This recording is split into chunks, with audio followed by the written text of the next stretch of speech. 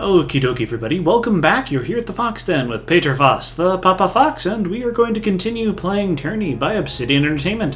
When we last left off, we had activated the Mountain Spire at Mountain Spire, just outside of Lethian's Crossing, and we built the forge atop of it, which is going to give us some handy-dandy new bonuses. We got Barrick and Eb back in our party, so we also have a bunch of conversations we need to have with them. And I do believe we're also going to try to talk with some of our other compatriots. But first, let us go ahead and level up. So, how are y'all doing? Well, this has been a weekend. You ever have one of those weekends where basically karma seems to be utterly and inevitably against you? I basically had a day like that. It wasn't like any huge difficulties I was having. It was just like a lot of little tiny stuff. It was like I spilled an entire cup of coffee because my cat jumped off of it, and a lot of little stuff like that. It was just, I'm looking forward to getting back into Tyranny, believe it or not. So there we go. Okay. So there's that. We could do that, or we could do that. Vitality is always good because that'll give us bonuses to health. And will this as well? No. Okay, so let's go ahead. Actually, we're going to make him incredibly difficult to hit. So let's go ahead with that. Yes, save. And let's go also get Eb up to speed. Looks like we're giving her some might, but I don't necessarily know that we...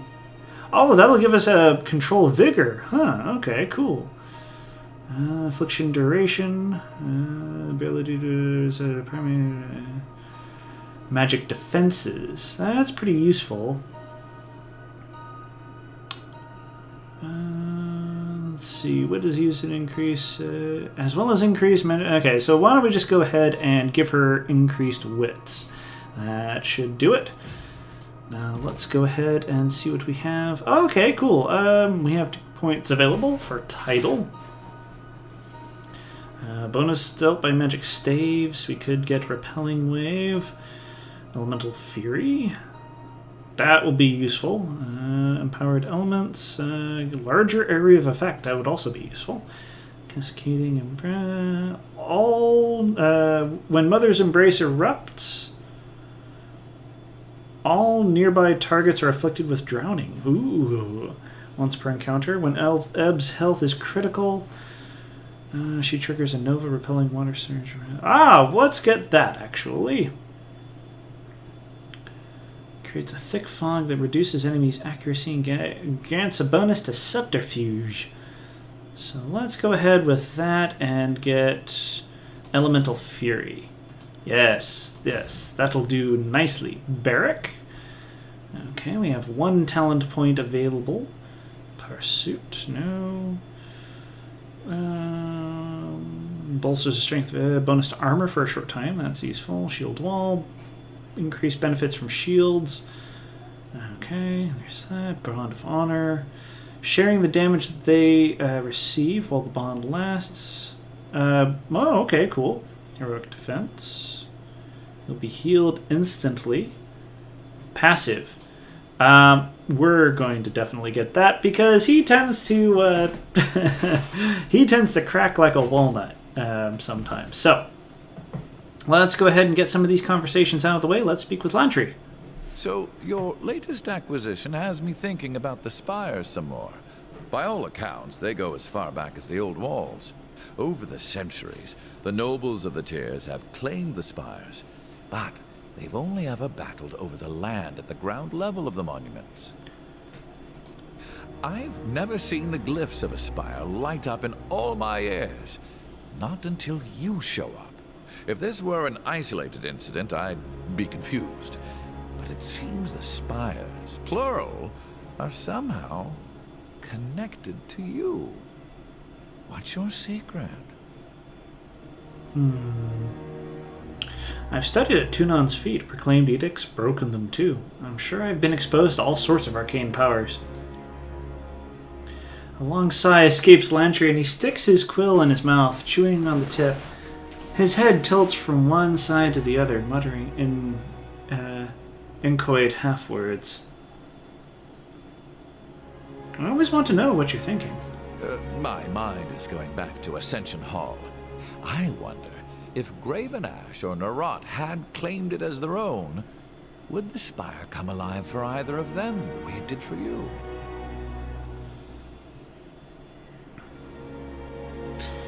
Edict of Execution was pushing for someone to claim Ascension Hall. Can't be a coincidence. Let's go with that. Gain major loyalty.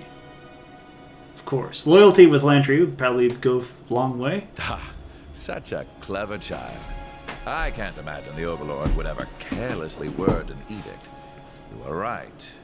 I don't imagine Kairos leaves anything to mere coincidence. Do you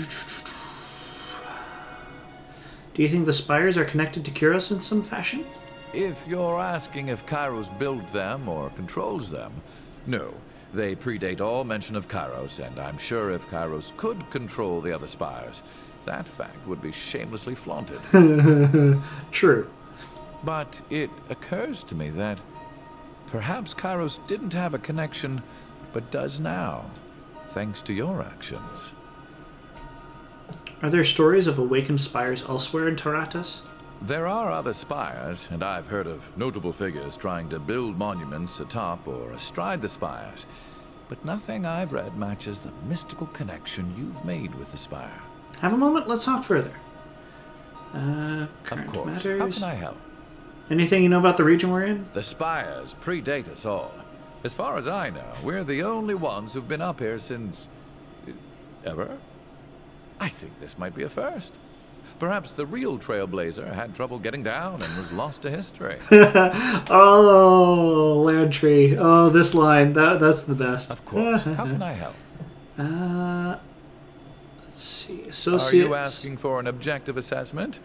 Or is this your way of saying you want to gossip? What's your read on Kills in Shadow? Aggressive, homicidal, and best kept on a long leash with a longer whip?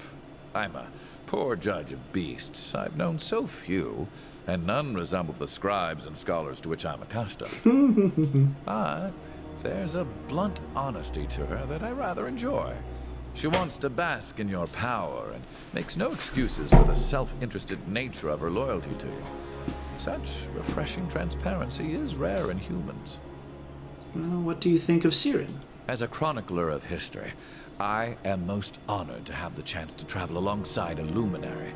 I can write down her speech word for word, letter for letter, and proclaim it back. But yet, the words lack her charm. There's a twist to whoever's speaking. That's one of the interesting things about language. This supports my hypothesis that her power manifests by the actual sound of her voice, and less of the particulars the words chosen. It's fascinating. So, if I'm hearing you right, you're saying my words have no weight or significance, and it's simply my magic that makes me powerful. I've got a song for you, Lantry. Do you want to hear it?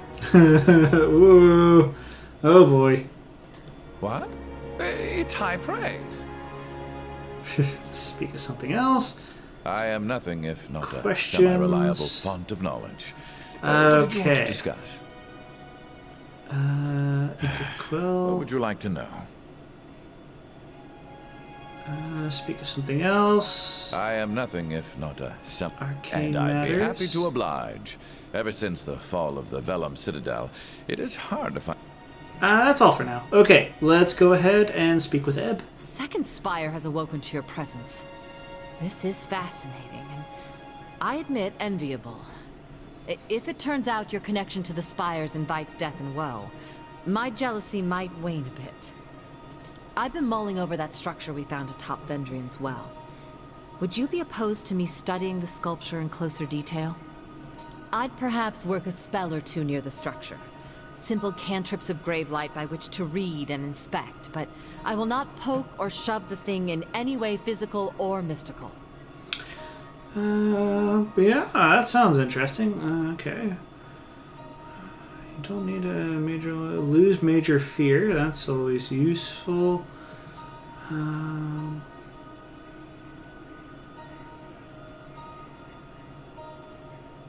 I mean, let's go with this. I mean, she doesn't have any fear, but let's just say you don't need to ask my permission. Yeah. Yep. Thank you. Next time we have a good moonlit night, I'd best settle in and see what sort of magic perturbations I can sense from the sculpture. Good. What is it you need?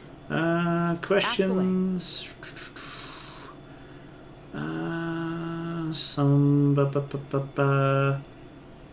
You know, I normally charge for this, but for you... Ask away. Change the subject, talk about What is it you else. I'm still amazed we survived the Edict of Execution. The Chorus may outnumber us, and the disfavored seem to grow more aggressive Who every is our crisis. allied to our As you are the new first brother of the Bronze Brotherhood, the whole company of sellswords is now yours to command. And pay, mind you. I think the recent change in leadership has left the current crew happy to be alive. But they'll be asking about wages soon enough. As always, the Vendrian Guard stands by your side. The captains and I were right to trust that you'd have what it takes to challenge the Archon. Okay, let's go ahead and return to our travels. Let's see if we can chat up Verse. Again, is building quite the little collection of spires, aren't we? The Voices of Nerat was never one for keeping strongholds, but I could definitely see the appeal. Why doesn't the Voices like strongholds? Because there's no point in standing still. The Voices prefer to keep his forces busy and on the move, with only restful hours between dusk and dawn. Besides, fighters in motion are less likely to rise up and challenge authority.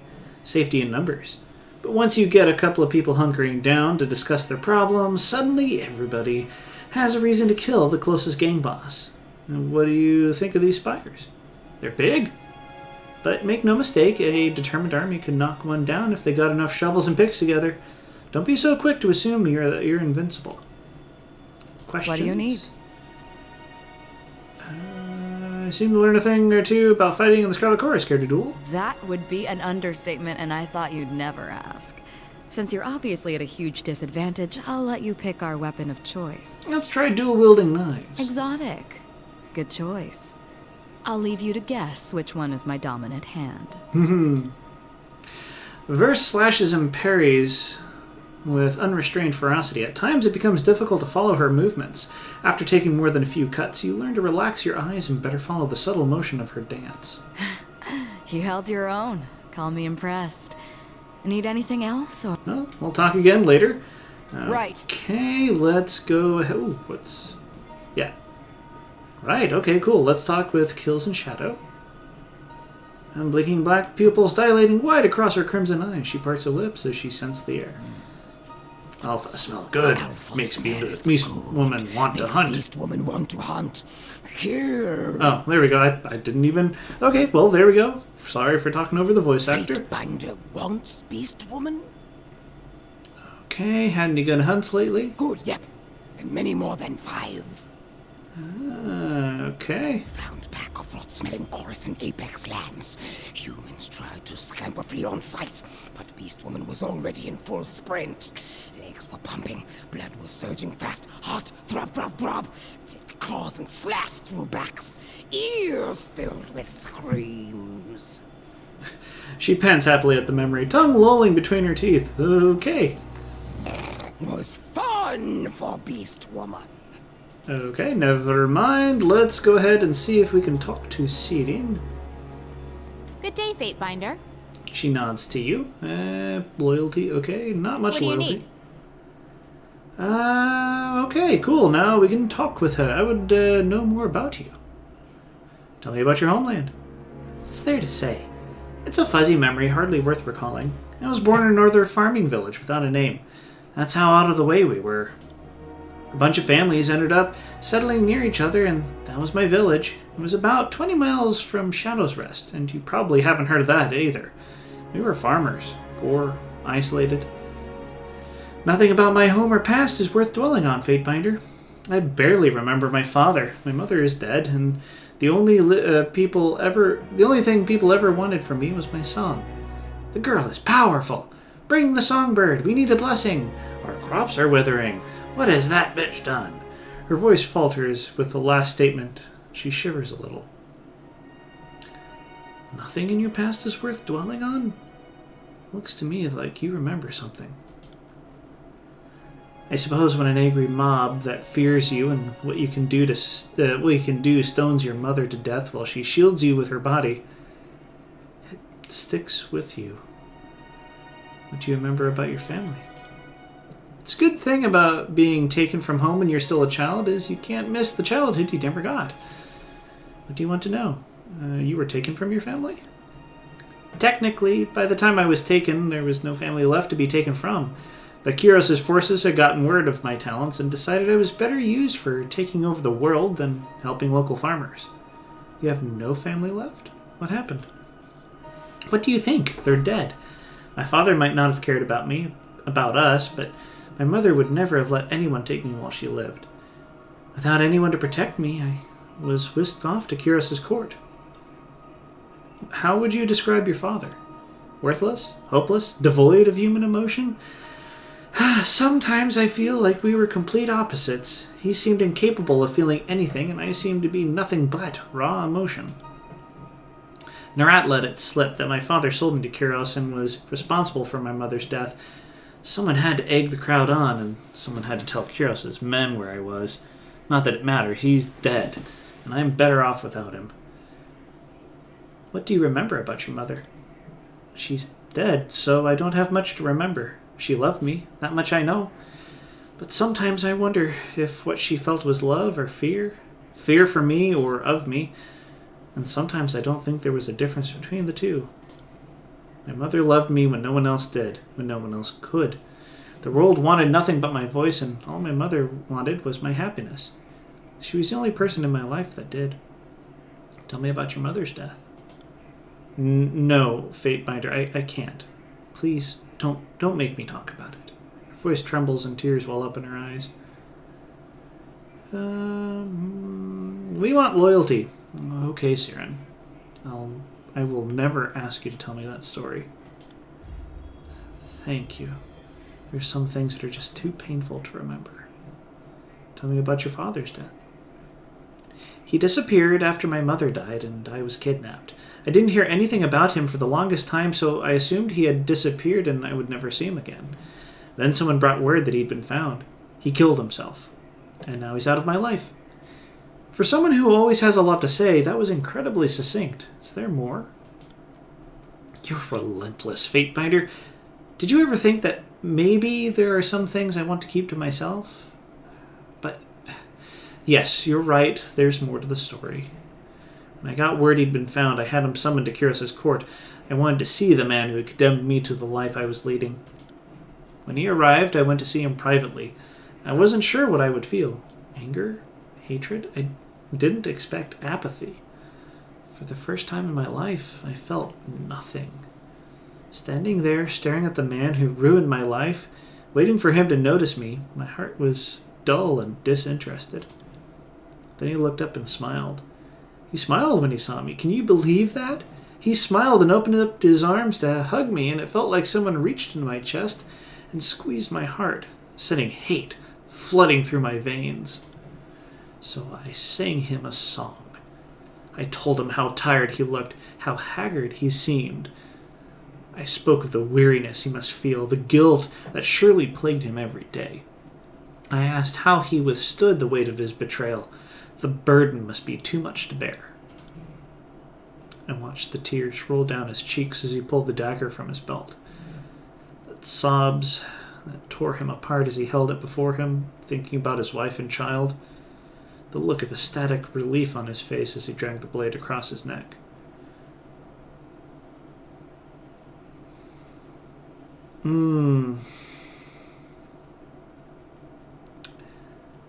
I don't think anybody deserves that. I'm going to have to disagree with you there. You made him kill himself? That's horrible. We've all done things we regret, Fatebinder, but this is not one of them. My father was a terrible man who finally heard the song that should have killed him 5 years earlier. Now you know what happened to my father. As I told you before, he killed himself, and that's it. Do you have any siblings? No, I was close to a boy in my village for a time, but his mother stopped letting me play with him when everyone realized what my powers were. That's the closest thing I ever had to a living sibling. A dour expression clouds her face. A living sibling? My brother died very young. I never knew him, so I hardly count him as a sibling.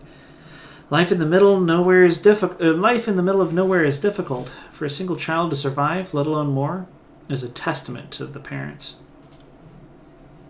She looks at you for a long time, her lips a thin line. Her eyes grow red and tears form in her lids. Finally she nods slowly and breaks her silence. I remember my mother talking about me getting a little brother. It wasn't long after I started seeing and my power started growing. She told me that it soon would be too hard for her to travel with me. Sirin, sweetie, she said, you'll have to go without your daddy. It wouldn't be good for the baby if I kept traveling like that. Maybe after your brother is out here with us, we can all travel together. She looks out to the horizon, her voice breaking. You didn't like traveling with your father? No. All he wanted was the money. When we were on the road, he completely ignored me. I was simply something to earn rings with, a tool. The farmers in my village used their rakes and wagons. My father used my voice. Everyone wanted the songbird to sing for them, and they paid us so much money. So we went, but I didn't want to go without my mother. She was the only real comfort I had. When I was with her, I felt safe. Nothing could hurt me. There was a trip coming up, and I knew she wouldn't be going, so I couldn't bear the thought of all those days in the care of my father. Her voice breaks again, and she closes her eyes. So I sang to my baby brother. I told him we were all waiting for him. I told him we needed to be a family so we could travel together. I told him he should come out now. I don't know if I meant for it to happen, but I sang the words no one can resist my voice. My mother's screams cut the song short, and the blood, it was everywhere. I was dragged from the room, but I don't remember who took me. I only remember staring at my foot the rest of the afternoon. Pattern soaked to my shoe, spatter across the tops of my shoes. I couldn't bring myself to clean it off. I just looked at it. How long had your mother been pregnant? Not long enough for my brother to survive. Maybe he could have. I don't know. The problem is, when I told him he had to come out, I didn't mean I wanted him out alive. I don't think he would have survived even if it was time for my mother to give birth. People came and went all that day. There was a lot of crying, and nobody looked at me the same way after that. My mother told me that things like this happen all the time, even at 5. I knew what I had done, and part of me was happy. I wanted my mother back, and I got her. She still loved me. She died protecting me, but I terrified her. Every time I opened my mouth, I could see her flinch. After my brother died, she was never around when I sang. She couldn't bear to watch me. Okay, let's talk about something else. What do you need? We're actually going to call that an end of the episode. That was a rather dour note to end on. Yeah, I think I need to take a break after that. Well, if you've enjoyed, go ahead and leave a like or give me some feedback if you prefer. Of course, as always, it's great to see you all here at the Fox Den. I hope you come back next time and pull up a chair for some more Tyranny. In the next episode, we'll finish up our conversations with Sirin. I think in the middle, after next episode, I'm going to run through all the conversations with all of our current companions, just to make sure I haven't missed any hidden things that I had overlooked last time. But okie dokie. Well, it's great to see you all here. Hope you'll see you next time. You take care now. Bye.